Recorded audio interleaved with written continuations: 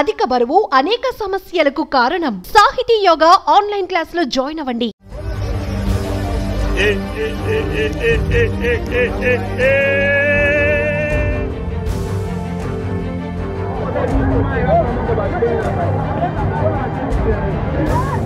Congo నదిలో విషాదకర ఘటన చోటు చేసుకుంది. ఓ పడవలో మంటలు చెలరేగి బోల్తా పడింది. ఈ ప్రమాదంలో 50 మంది అక్కడికక్కడే మరణించగా వందలాది మంది గల్లంతయ్యారు. దీంతో ఆ ప్రాంతమంతా ఆర్తనాదాలతో విషాద ఛాయలు అలుముకున్నాయి.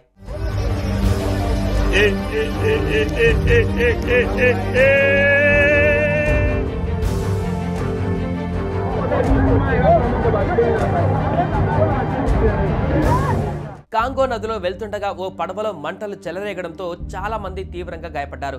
ఈ ఘటనలో రెడ్ క్రాస్, స్థానిక ప్రభుత్వ అధికారులు చాలా మందిని రక్షించారు. ప్రమాదం తర్వాత మిస్ అయిన మిగతా వారి కోసం సహాయక బృందాలు వెతుకుతున్నాయి.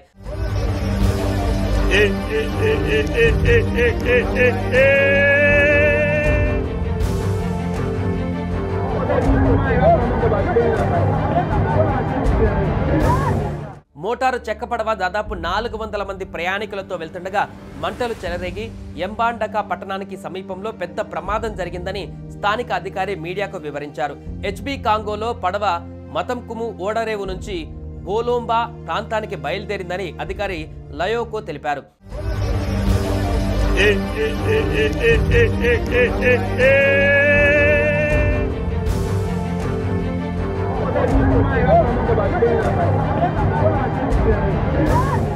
ప్రమాదంలో రక్షించిన దాదాపు 100 మందిని మబందకా టౌన్ హాల్లోని తాత్కాలిక ఆశ్రయానికి తరలించినట్లుగా ఆయన తెలిపారు.